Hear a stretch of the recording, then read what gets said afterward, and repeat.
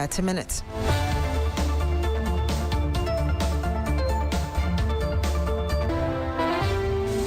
Ghana's High Commissioner to South Africa insists nearly 80% of the 300 Ghanaians evacuated from South Africa were documented migrants. Contrary to earlier reports, they were undocumented.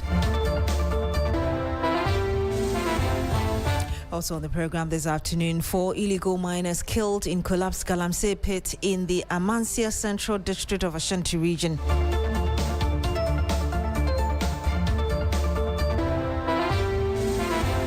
And much later on the program, Court of Appeal dismisses application filed by lawyers of former National Signals Bureau Director for disclosure of national security accounts dating back to 1992.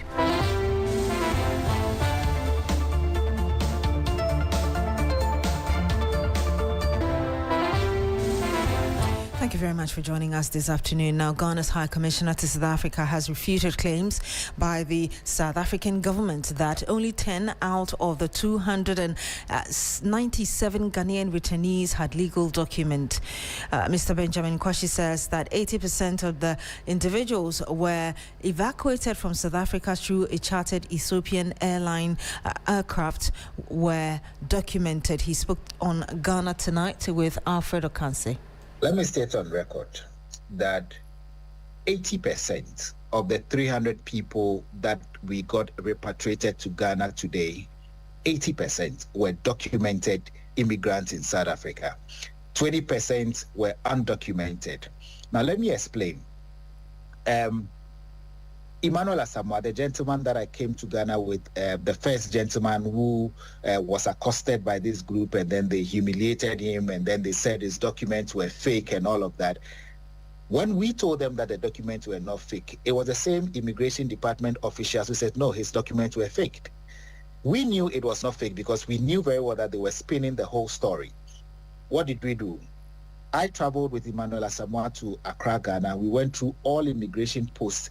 We went through immigration modalities. We went through to the counter where Border Management Authority is, and nobody said he was illegal.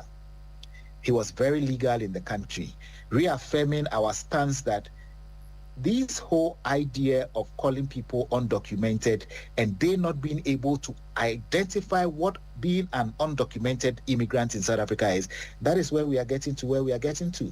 I have challenged the immigration official who put out that figure that come. Let's all put our books out and let's ensure that everybody sees what it is that we saw during the process of us all coming together, working for these Ghanaians to leave South Africa and go to Ghana.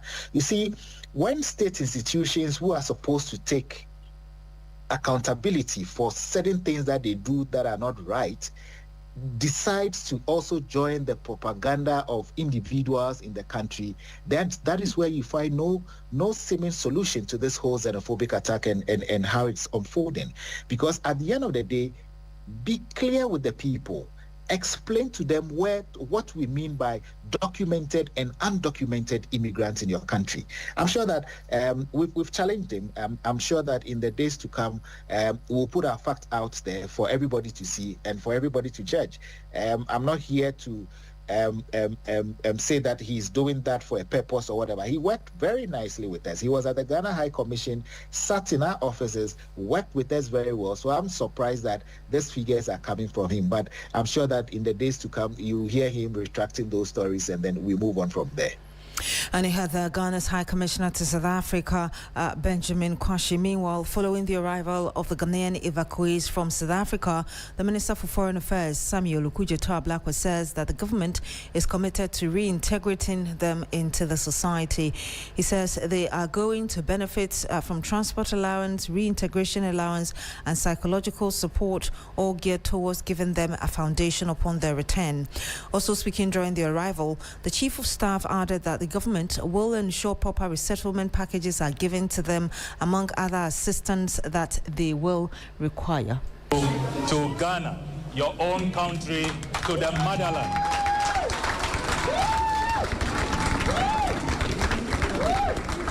We thank God for safe journey.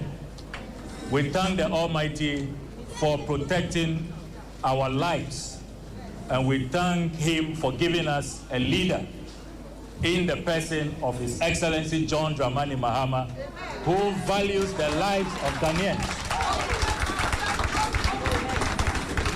Today, the Mahama administration is demonstrating that wherever Ghanaians are, we will make sure you are protected, your dignity is respected, and we will go to the length of this world to bring you back home safely. On behalf of President John Dramani Mahama, we say Akwaba to all of you. Obake, Wenzolo, and we want to thank all our partners. The Chief of Staff has been very instrumental. And you have the Foreign Affairs Minister Samuel Okudzeto Blakwa, one of the Ghanaians who returned from South Africa on Wednesday, also shared his struggles in accessing legal documents from the country's Home Office. Interestingly, after years of trying to get his paperwork done, Victor Togo says he only received the document shortly before the planned evacuation. I've lived in South Africa for the past 16 years, and the reason why we came back to Ghana is due to the xenophobia attack, and it was very hectic for us, so we couldn't have a sustainable life. I was attacked 2 years ago. They arrested me and my child, this little girl, when she was 2 years old, for this passport issue in South Africa. So I'm very happy to be home. South Africa for no more tatai, no more boy. Introduce baby no say you feel my name. And in penny for adi omo ye ma ya ye ji a omo di privacy o say ye nyina ye mforo ne mla omo ya de nyame nshira. And you heard there some Ghanaian returnees, of course, from South Africa. In a related development, the government of Cambodia is requesting all African foreign nationals in the country whose waiver ends on May 31 to vacate the country, and I'll bring you more of that statement released. But let's now get onto the phone lines and engage an international relations expert, Dr. Boniel Gebe, a senior research fellow at the Ghana Armed Forces Command and Staff College. He joins us live on the phone. Okay, we seem to have lost him there. You're still here on the Midday News on 3FM 92.7. Stay with us.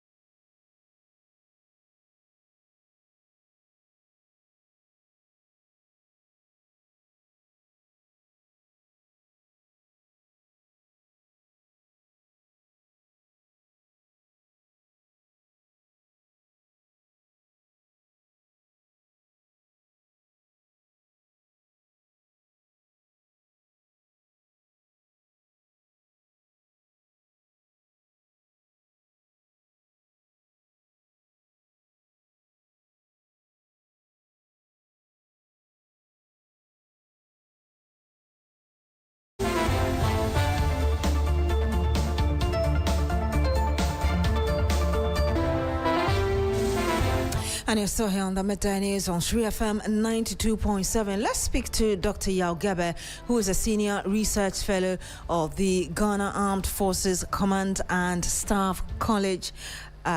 Good afternoon to you, Doc. I hope you can hear us this time around. Thank you for joining us. You still have to raise your voice. Good afternoon. I still have to. I'm actually screaming in the studio, but thank you very much for joining us.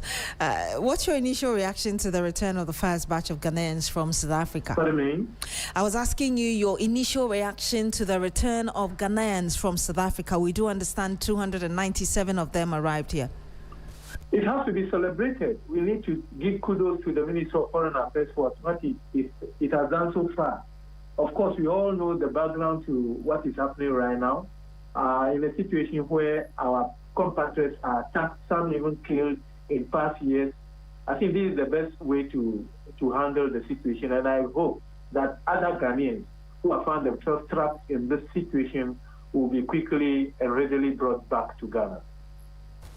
We also are learning now that Cambodia seems to be following suit. What does this mean to diplomatic relations within the sub-region? Well, in the first place, Cambodia is in a different continent. It is an Asian nation. I was even surprised that we find quite a number of our compatriots residing in Cambodia doing all manner of jobs. Of course, they deserve to earn their living. But it's not limited only to Ghana, but other African countries, including Nigeria, Cameroon, are on the list of African countries whose citizens have to vacate. Now, they made it very clear that some, according to the submission, some of these Africans were either arrested or even fined in the past. And you just have to do the right thing by leaving Cambodia by the close of the month. That's by the 31st of May. If you are still around by 1st of June, you'll be in trouble. I think that the right thing has to be done so that you don't find yourself offending the law. However, I don't know the extent of the diplomatic relations between Ghana and Cambodia to the extent that we have a resident ambassador in that country. But necessarily when it comes to diplomatic relations, what Cambodia needs to do is to inform Ghana, inform any of our ambassadors who is in, or high commissioner who is in charge of that jurisdiction, to be clear that this is the reasons, or these are the reasons why we are saying that these foreigners must comply with our national laws. I don't know whether they've done it. Other than that, it will become complicated, the nature of the relations, diplomatic relations between Ghana and Cambodia. I do not know why they are embarking on this. Are our fellow Africans, offending their laws? Are they taking jobs from their citizens, as it is South Africa has alleged? So we do not have the details of this. So it's difficult to actually appreciate necessarily why Cambodia is doing this. But yes, there's a statement here coming from the Kingdom of Cambodia. I'll just read the first paragraph and the last one to you. It says the Royal Government of Cambodia, through the General Department of Immigration, Ministry of Interior, wishes to inform all African nationals, including citizens of Ghana, Kenya, Cameroon, Uganda, and others, that the waiver granted to you will officially end on 31st of May 2026. The last paragraph says all concerned are hereby informed. In fact, before that, the point 3 says the Cambodia police will start arresting any foreigner at any hideout in Cambodia from the 1st of June 2026 for overstay, and will hand over to the immigration authorities for legal action. And then the last paragraph talking about all concerned are hereby informed to strictly comply with this notice. Is this not indicative, really, of how some of our compatriots really overstay their visas? Although in the case of South Africa, we've seen and heard the High Commissioner to the place telling us that about 80% of our nationals were actually documented. Yeah, so it is very clear. In the case of South Africa, the explanation, or what they told us, is that they have not been documented. In the case of Cambodia, the point being raised, according to the letter, is that they have overstayed. So it means you have not normalized, or you are no longer considered as a legal resident or immigrant into the country. So definitely it means that they have violated, or they are violating the laws of Cambodia. And the right thing has to be done. Unfortunately, now that a letter has been issued by the Department of Immigration, then it means that there is very little which can be done. Alternatively, since this is an official letter coming from Cambodia, the Ministry of Foreign Affairs, Ghana, can intervene in case they are able to convince the Cambodian government to actually extend the duration for Ghanaians. That's fine. Or the African Union can actually come in, since other African nations have been included. So it should become more of a diplomatic, intervention by individual African nations, or by the African Union for that matter. Moving forward, though, how do you expect the government of Ghana to react aside from the interventions? Already, we're seeing on social media a campaign to get South Africans, as it were, face the repercussions of what they've taken our people through. Imani Africa, for instance, the vice president is asking the government not to renew the lease of gold fields. How do you interpret that and expect the government to deal with it? Well, in diplomatic relations, and for that matter, and in international relations, international politics, we normally talk of carrots and sticks. Carrots and stick diplomacy means that you treat your fellow, nation or state in the international system the way you are treated. So if South Africa is going to continue in this way by attacking our citizenry, using their law to indicate that Ghanaians are no longer, welcome in South Africa. And what about their businesses in Ghana? What about their citizens in Ghana? And so that's why when nations decide to do these things, particularly their citizens, governments, leaders must be very careful how they react. And so far, to me, it appears that the government of South Africa is not doing enough to assure other African nations that they are in control of what is happening. They'll stop the genocide, they'll stop the attacks, and what have you. So I am not in any way, accepting of what they are doing. However, the Ghana government must be very careful what it does, because what Imani Africa has just suggested is going into the international economic relations sector, meaning that we will start castigating or paying back,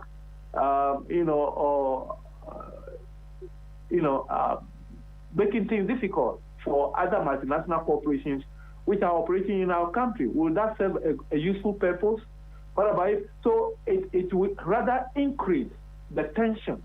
So I would suggest that the Ghana government must do everything possible to continue talking or the dialogue with the South African government, South African High Commission in Ghana, should do everything possible to rather reduce the tension and not embark on a carrot and stick kind of, relation.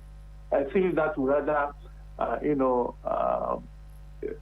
spoil the good relations between our two nations. Dr. Yaw Gebet, thank you so much for speaking to us. It's my pleasure. And I heard that Dr. Yaw Gebet, he's an international relations expert and also a senior research fellow at the Ghana Armed Forces Command and Staff College. Now, the Court of Appeal has dismissed the request for disclosures of national security accounts from 1992 to date to lawyers of former National Signals Bureau. The court also upheld the request by the defense lawyers regarding the intended purpose of the 49.1 million Ghana cedis. The former National Signals Bureau Director Kwabena Adu and his wife Angela Ejay Boateng are facing multiple charges, including stealing, causing financial loss to the state, and money laundering. His lawyers appealed the High Court's decision, dismissing their request for the further disclosures of several documents from the Attorney General, which they cited will help their case. Samuel Atachia is lawyer for Kwabena Adu and his wife.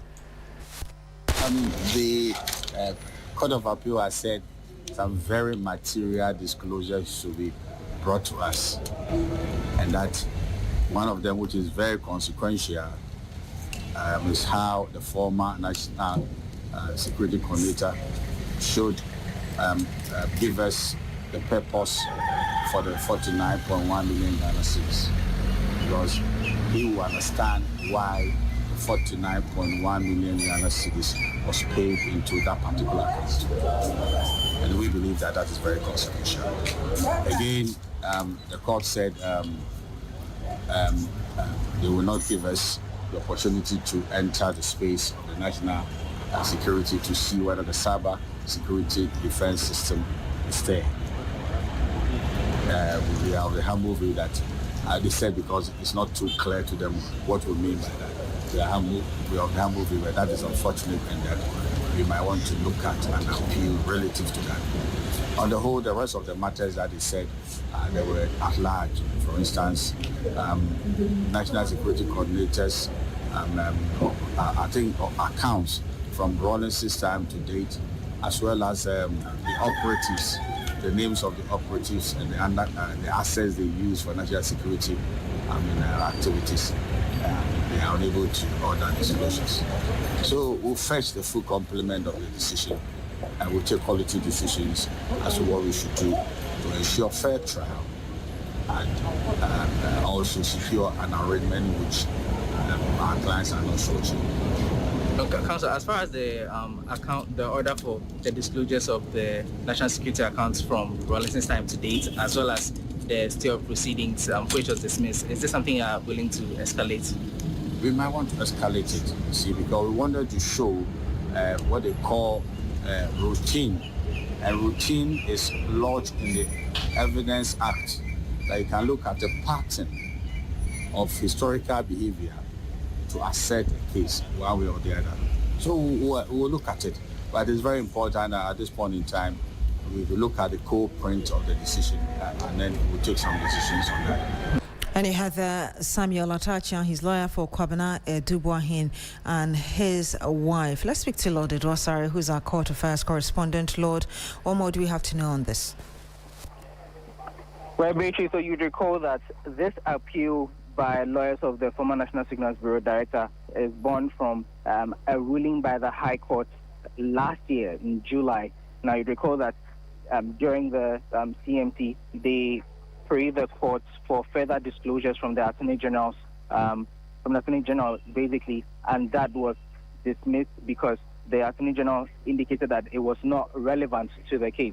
So they escalated the matter to the Court of Appeal, and then essentially the Court of Appeal indicated that their appeal had succeeded in part. And you heard someone outlining some of the wins that they got as well as the losses. Key among them was the fact that the courts ordered for disclosures regarding the 49.1 million and whether it was earmarked for the procurement of cybersecurity equipment. There was also order for disclosures to the accused, the defense lawyers, some 88 pages of the statement of accounts of Advantage Solutions, the account of Kwabena Adu wife. And then there was also information of the source of the 49.1 million. The Court of Appeal ordered that it should be made available to the... Hello? Of the... Yeah, basically, yes. So basically some of the decisions by the Court of Appeal that went regarding the Kwabena Adu case. What else should we expect beyond what you've told us? They were back in court at the High Court because the matter was also up today, and then Our line to Lord Edwasari is not helping us, but thank you very much, Lord Edwasari. He's our court affairs correspondent, bringing us the latest on this case regarding the former National Signals Bureau Director, Kwabena Adu. We'll bring you more as in when we have the latest on this. Now, 4 illegal miners have been confirmed dead following the collapse of Igalamsey pit at Skumu near German in Kwanta in the Amansia Central District of the Ashanti region. The tragic incident occurred around 4 p.m. on Wednesday, throwing the entire community into a state of mourning. Information gathered indicates that the abandoned and depleted Galamsey site had recently been handed over by the government to Logist Group Company Limited for reclamation works. Now, however, the victims allegedly sneaked into the site to engage in illegal mining activities when the pit suddenly caved in, trapping them underground. Security agencies, including the Ghana Police Service, were deployed to the area as rescue efforts began immediately after the incident. An excavator was later used on Wednesday evening to retrieve the bodies of the deceased from the collapsed pit. The leader of the victims, Solomon Amedabo, and 3 other boys whose names are yet to officially be released as investigations into the incident continue. Let's speak to William Evans Inkumaman in the Ashanti region. He joins us live on the phone. William, what more information have you gathered on this? Well, Beatrice, So as we speak now, we've been able to identify all 4 victims of yesterday's mine collapse. So Solomon Amodivo, 27, and we understand that he was the owner of that particular site, talking about that mining site or pit that caved in yesterday. Ezekiel, that is the only name we've been able to get. He's 19, Dennis Aqua, 24, and Abudu, 26 years of age. We also understand that Solomon Amodevo and Dennis Aqua are natives of the Amansie Central District, specifically Sukumu, where the incident happened. The 2 other victims, we understand, were people who had traveled to that particular enclave to do mining, and for that matter, illegal mining. So that is by way of information or an update as we speak, as I engage you. But how are residents reacting to this unfortunate incident? Well, so, to some of them, it is a common spectacle because this month alone, they've recorded about, 5 incidents as far as that particular enclave is concerned. It is not only Sukumu that has recorded this kind of disaster. Beposo and German Kwanta, which are neighboring towns, have also recorded similar incidents. And in terms of casualty, my understanding is that about 10 people have lost their lives through this kind of illegality. It is only yesterday's incident that came into the public domain. In like 30 seconds, any special arrangement on the side of security after this incident? Well, so as we speak now, the rescue mission has ended. It ended this dawn when the last person was able to, or the body of the last person was retrieved. And now we haven't received any formal communication or communique from the District Security Council as to what they are going to do. It is not clear whether there is going to be a closure or that particular place will be identified as a crime scene for that must go be cordoned off. As we speak now, there hasn't been any formal communication to that effect. But I can also say that at the very place where the incident happened, there's no security presence as we speak now. Thank you very much, William Evans Inkum. He's a man in the Shanti region. The Ghana Water Company Limited has announced the controlled spillage of excess water from the Wager Dam following a rise in water levels beyond the maximum operating threshold of 48 feet. Management says that all spill gates of the dam have been opened to reduce pressure on the facility and protect the structural integrity of the dam. The company explains that controlled spilling is a routine safety measure carried out during the rainy season anytime water levels exceed 45 feet. Officials say the current exercise has become necessary due to rising inflows into the dam and forecasts about the water at the Ghana Meteorological Agency of more torrential rains upstream in the coming days. Management indicates that the spillage could continue for several months depending on rainfall patterns and volume of water entering the dam. Let's speak to Joseph Armstrong Alugbe, who is standing by to paint a picture for us as regards what's happening from the Ghana Water Company Limited ends and the residents' reactions. Armstrong, tell us more. Beatrice, currently we are at Titegu. Earlier we went to Weja, where the impact started from. The water has extended into Titegu and its environs, where you see many people trying to relocate, carrying some few items belonging to them. They've abandoned all their properties, and they are now on their way out of the Titegu community, moving to a higher ground. We are told some of them are moving as far as Kaswa and Dansoman and other places. So the situation here is that we've seen this before, not once, not twice. This is about the 6th time I'm coming to do such report here. And this impact may not be compared to the last one we experienced some 3 years ago, but gradually the place is being taken over by the spillage water from the Woja Dam. Beatrice. I'm sorry, because of time, we'll have to end it here. But thank you very much. We'll bring you an update from this. Joseph Armstrong Gold Alugbe bring us updates from the Wager area.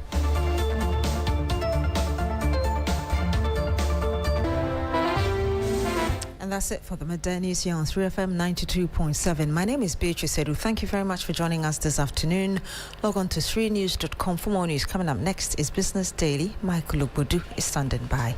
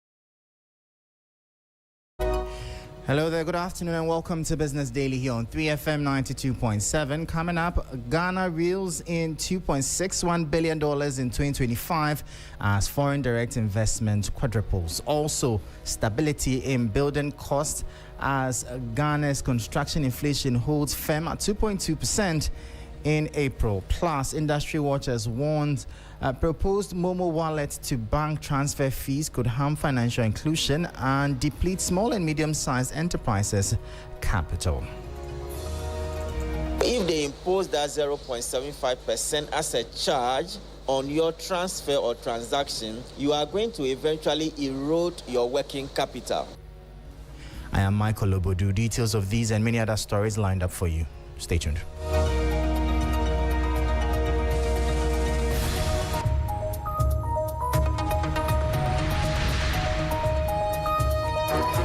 Thank you so much for your time. Straight into our top story, and foreign direct investments into Ghana surged to an estimated $2.6 billion in 2025, marking a massive fourfold increase compared to $652 million recorded the previous year. Chief Executive of the Ghana Investment Promotion Center, Simon Maggi, announced the provisional figures at a board strategy retreat. The following report has the details. The GIPC attributed the dramatic rebound to major improvement in Ghana's macroeconomic indicators, noting that easing inflation, stabilizing interest rates, and a steadier exchange rate have strongly renewed global investor confidence. According to the CEO of GIPC, Simon Maggi, the surge sends a definitive signal that the international business community is responding to President John Mahama's call that Ghana is wide open for business. He revealed the companies have already announced plans to invest well over $5 billion into the economy over the next couple of years. The $2.61 billion investment pool in 2025 spans 253 new and verified expansion projects monitored across JIPC, the Petroleum Commission, and the Ghana Free Zones Authority. The Free Zones Authority pulled in the lion's share of new commitments, capturing $1.437 billion across 180 projects. While investors are targeting diverse sectors, including a massive push into manufacturing, oil and gas expansions by Jubilee Partners, and pioneering projects in artificial intelligence, traditional investment routes remain firm. China continues to dominate the total number of approved projects, while the Cayman Islands holds the top spot for overall financial value. GIPC plans to release its comprehensive finalized 2025 FDI report within the next 2 months. And that was a 3 Business News Desk report. Now, Ghana's prime building cost inflation held steady at 2.2% in April 2026, matching the rate recorded in March, according to the latest combined prime building cost index.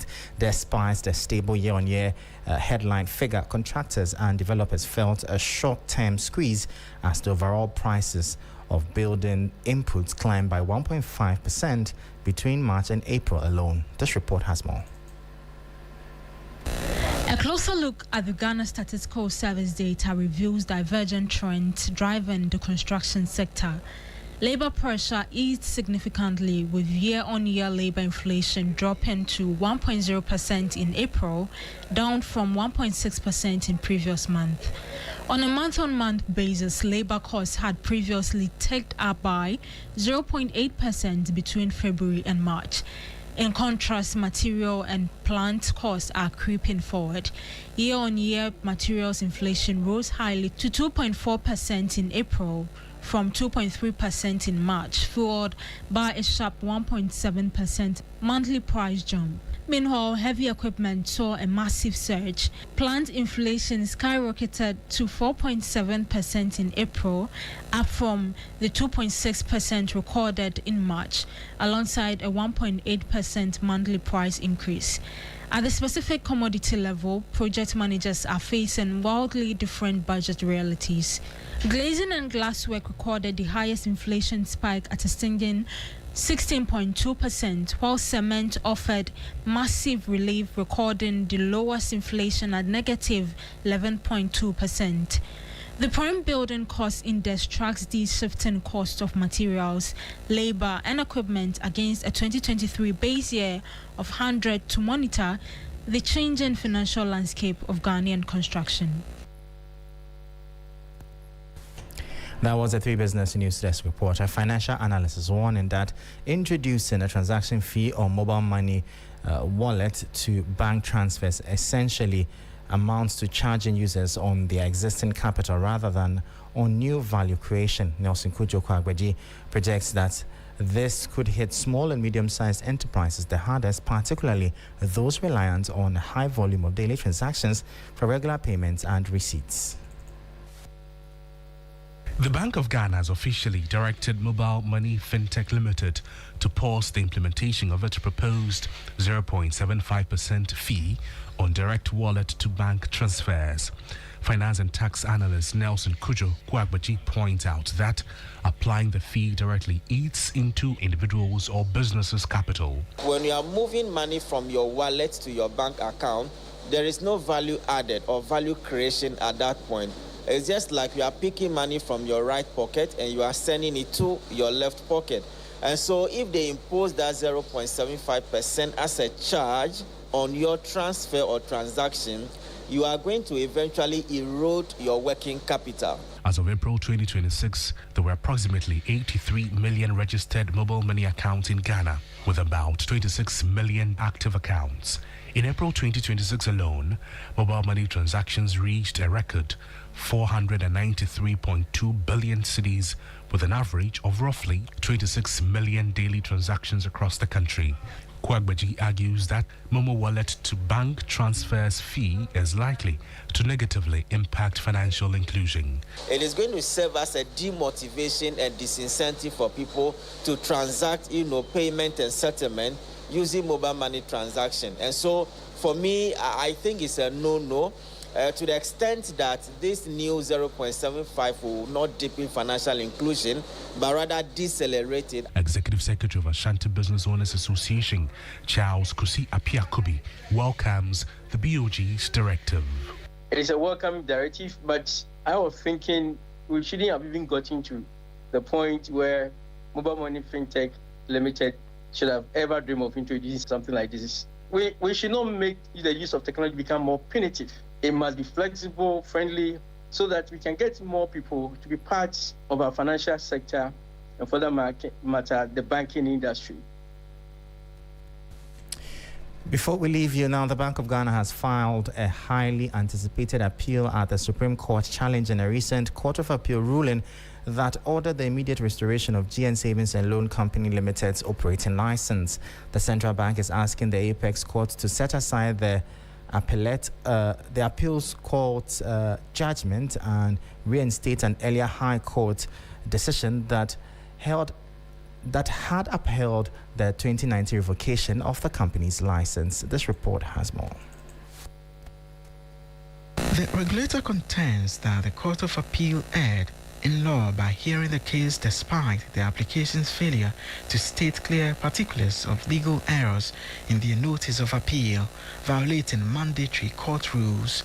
The move comes just days after a unanimous Court of Appeal decision dealt a major setback to the central bank's landmark 2018 to 2019 financial sector cleanup. The ruling had quashed the High Court's decision labeling the central bank's revocation as unfair and unreasonable, and directing receiver Eric Nananipa to hand back control of all assets and operations to Dr. Papakwe Ndum and his fellow shareholders. For Group Ndum, the appellate victory offered a potential lifeline to revive the business after years of receivership, asset disposal, and lost market presence. However, this latest escalation shifts the battleground to the nation's highest court, freezing any immediate comeback plans for the financial institution. For the Bank of Ghana, the appeal is a critical defense of its regulatory authority and the legal foundations of its entire banking sector cleanup. Until the Supreme Court delivers its final determination, complete legal uncertainty will continue to hover over the rights of the shareholders, the obligations of the receiver, and the ultimate fate of GN savings and loans.